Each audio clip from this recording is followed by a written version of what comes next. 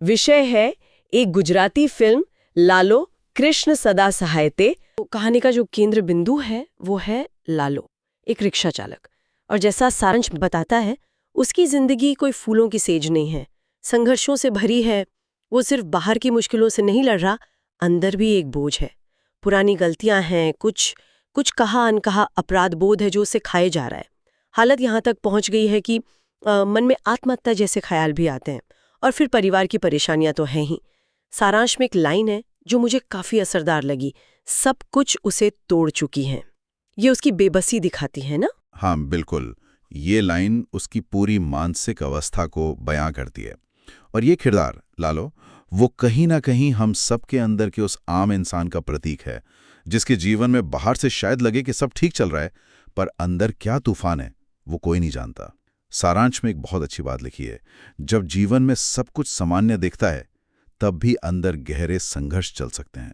ये बात सोचने पर मजबूर करती है कि हम कितनी बार लोगों को सिर्फ बाहर से देखकर अंदाजा लगा लेते हैं। ये कहानी शायद इसी बाहरी दिखावे और अंदर की सच्चाई के फर्क को सामने लाने की कोशिश कर रही है।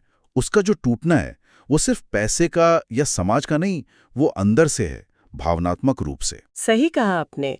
ये बाहरी सामान्यता और अंदरूनी बिखराव का जो विरोधाभास है, यही कहानी को मानवीय बनाता है, ज्यादा जुड़ा हुआ महसूस कराता है। अच्छा, अब कहानी में एक बड़ा मोड़ आता है। लालो किसी वजह से शायद सफर में या कोई घटना होती है और वो एक सुनसान दूर के फार्म हाउस में फंस जाता है, और यहीं से कहानी का रुख बदलता है। सारांश कहता है कि ये फार्म हाउस सिर्फ एक बिल्डिंग नहीं है, हाँ, बल्कि ये उसके मन की गहराइयों का प्रतीक है।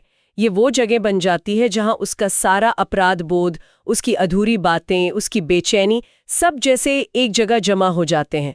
तो ये फार्म हाउस मतलब उसकी फिजिकल कैद से ज्यादा उसकी मेंटल कैद का सिंबल बन जाता है। हाँ, ये प्रतीकवाद, ये सिंबलिज्म बहुत पावरफुल है। हाँ, फार्म हाउस जो कि एक फिजिकल जगह है, उसे लालो की अंदरूनी हालात, उसकी उलझने, उसका अपराध बोध, उसको एक मूर्त रूप दे देना, ये कहानी को एक साइकोलॉजिकल गहराई देता है। स्रोत में ये भी कहा गया है कि लालो सिर्फ शारीरिक रूप से नहीं बल्कि मानसिक रूप से भी कैद है। तो ये फार्म हाउस जैसे उसी दिमागी जेल का एक बाहरी प्रतिबिंब हो गया। और ये इस बात को बल देता है कि हमारी असली कैद या आज़ादी वो बाहरी हालातों पर उतनी निर्भर नहीं करती जितनी हमारे मन की दशा पर।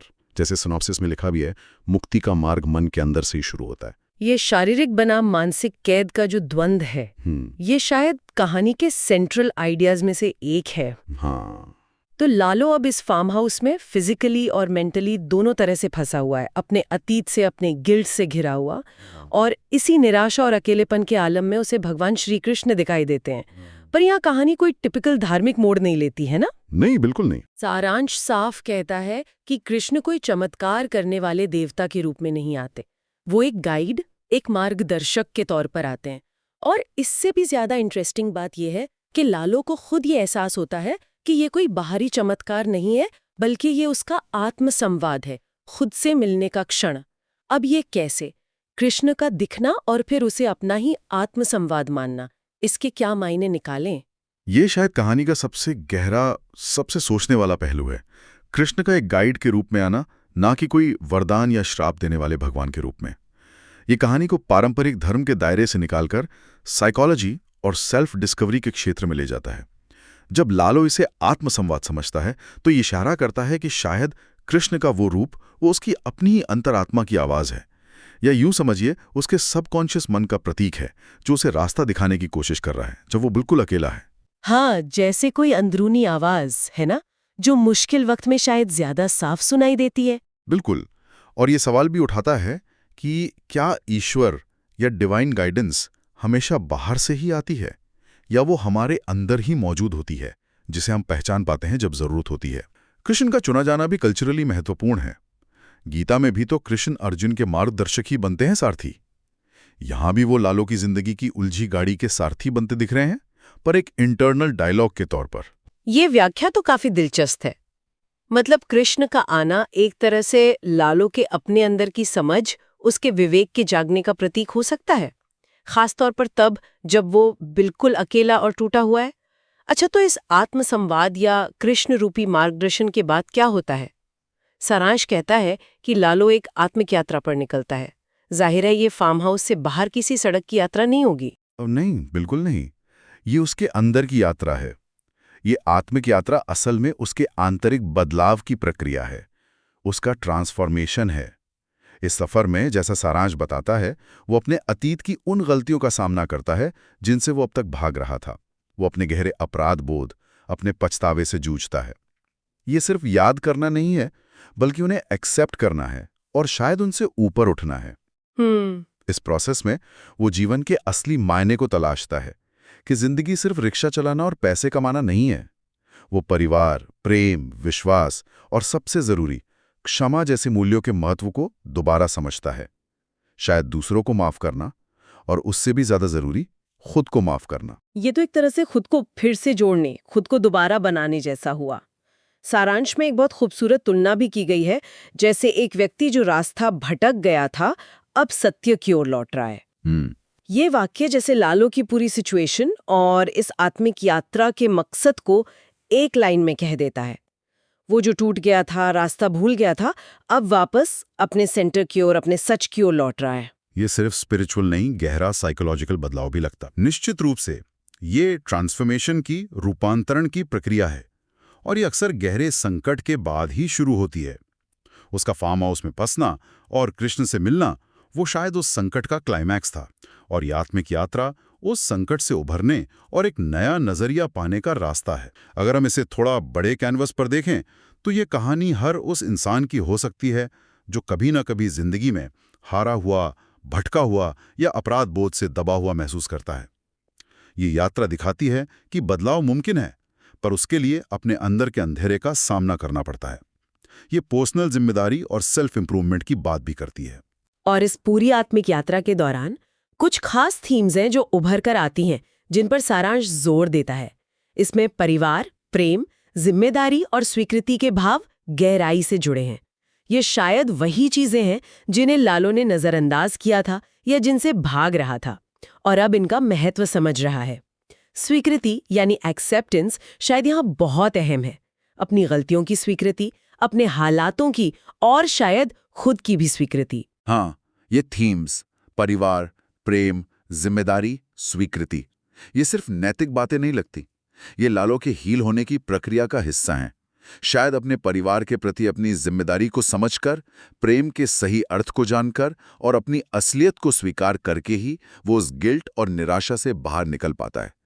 ये उसके लिए जिंदगी को फिर से जीने लायक बनाने वाले फैक्टर्स बन जाते हैं। इसके अलावा एक और दिलचस्प कॉन्सेप्ट है श्रद्धा। सारांश कहता है कि श्रद्धा को यहाँ सिर्फ एक धार्मिक विश्वास की तरह नहीं देखा गया है, बल्कि इसे जीवन को नई दृष्टि से देखने की शक्ति के रूप में पेश किया गया है। ये व्याख्या थोड़ी अलग है। क्या मतलब हो सकता है इसका? श्रद्धा की ये व्याख्या इसे बहुत वाइड और प्रैक्टिकल बना देती है। आमतौर पर श्रद्धा का मतलब ईश्वर या धर्म में विश्वास होता है, लेकिन यहाँ इसे एक इनर स्ट्रेंथ, एक पॉजिटिव आउटलुक या चीजों को एक नए नजरिए से देखने की क्षमता के तौर पर दिखाया गया है। यह शायद वो भरोसा है कि मुश्किलों के बावजूद जिंदगी में अच्छाई और मीनिंग ढूंढा जा सकता है। अच्छा, ये वो नजरिया है जो लालो को अपने बिखरी हुई जिंदगी को समेटने और आगे बढ़ने की हिम्मत देता है। कृष्ण का जो मार्गदर्शन है, वो शायद इसी नई दृष्टि, इसी श्रद्धा को जगाने का काम करता है। ये दिखाता है कि विश्वास सिर्फ किसी बाहरी शक्ति में नहीं, बल्कि अपनी अंदरूनी संभावनाओं में भी हो सकता है। तो ये श्रद्धा उसे दुनिया बदलने की ताकत नहीं देती, बल्कि दुनिया को देखने का अपना नजरिया बदलने की ताकत देती है। ये काफी गहरा विचार है। सारांश ये भी कहता है कि ये सोचने पर मजबूर करने वाली फिल्म है। इसका मतलब साफ है कि ये सिर्फ एक कहानी सुनाकर खत्म नहीं होती, बल्कि देखने वालों को अपनी जीवन, अपने संघर्षों, अपनी अंदरूनी दुनिया के बारे में सोचने पर मजबूर करती है। बिल्कुल।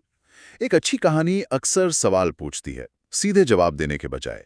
ये कहानी भी शायद यही करती है। यह हमें लालो के बहाने अपने अंदर झांकने का एक मौका देती है। क्या हमारे जीवन में भी कोई ऐसा फार्म हाउस है जहां हम मानसिक रूप से कैद हैं? क्या हमारे अंदर भी कोई कृष्ण या कोई भीतरी आवाज है जो हमें रास्ता दिखाने की कोशिश कर रही है, पर हम सुन नहीं पा रहे? क्या हम भी अपनी जिम्मेदारियों से, प्रेम से, स्वीकृति से दूर भाग रहे हैं? यह सोचने पर मजबूर करती है, यकीनन। तो कुल मिलाके अगर हम इस पूरी चर्चा को समेटें, तो लालो कृष्ण सदा सहायते का जो सारांश है, वो एक ऐसी कहानी की तरफ इशारा करता है जो है तो एक आम रिक्शा चालक की, पर उसकी यात्रा बहुत असाधारण है। जैसा कहा गया है, एक आम आदमी की असाधारण आत्मयात्रा। इसमें रोजमर्रा की जिंदगी के संघर्ष हैं, गहरा इमोशनल दर्द है, अपराध बोध का बोझ है, लेकिन साथ ही उम्मीद भी है, आत्मखोज है और आध्यात्मिकता का एक बहुत अनोखा स्पर्श है। जैसा सारांश कहता है, इसमें भावनाएं, भय, वास्तविकता और आध्यात्मिकता सब कुछ समाहित है। सही कहा।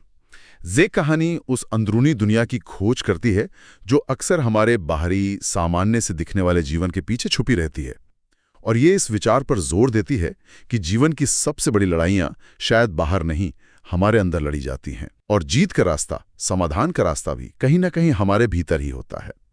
लालो की कृष्ण से मुलाकात और उसकी वो आत्मिक यात्रा इसी अंदरूनी शक्ति और मुक्ति की संभावना को उजागर करती है। ये एक व्यक्ति के टूटने से लेकर उसके फिर से जुड़ने तक का सफर लगता है। तो आज हमने लालो कृष्ण सदा सहायते के उपलब्ध सारांश के आधार पर इस फिल्म की जो संभावित कहानी है और उसके जो अलग अलग पहलू हैं, उन पर एक गहरी नज़र डाली। हमने लालो के किरदार को समझा, उसके संघर्षों को, फार्म हाउस के प्रतीकवाद को, कृष्ण के मार्गदर्शक रूप और आत्मसंवाद की जो बात है उसे समझा, उसकी आत्मिक यात्रा और फिर परिवार, प्रेम, जिम्मेदारी, स्वीकृति और श्रद्धा जैसे जो अहम विषय हैं उन पर विस्तार से बात की और ये समझने की कोशिश की कि ये कहानी कैसे एक आम इंसान के जरिए गहरे मनोवैज्ञानिक और आध्यात्मिक सवाल उठाती है। और इस पूरी बातचीत से एक विचार आखिर में सोचने के लिए रह जाता है कि अगर कृष्ण का दिखना लालो का आत्मसंवाद ही है, तो क्या ये इस बात का संकेत है कि मार्गदर्शन का सबसे शक्तिशाली स्रोत हमारे अंदर ही है? क्या हमारी अंतरात्मा, हमारी अपनी गहरी समझ ही वो कृष्ण है जो हमें तब रास्ता दिखा सकती है जब हम पूरी तरह खोए हुए और अकेले महसूस करते हैं? ये कहानी शायद हमें याद दिलाती है कि जवाबों के लिए हमेशा बाहर देखने की जरूरत नहीं, कभी-कभी सबसे गहरे जवाब अपने अंदर ही मिल जाते हैं। बस जरूरत है सुनने की, ध्यान देने की। बिल्कुल, इसी ख्याल के साथ आज की एक गहन पड़ताल यहीं समाप्त करते हैं।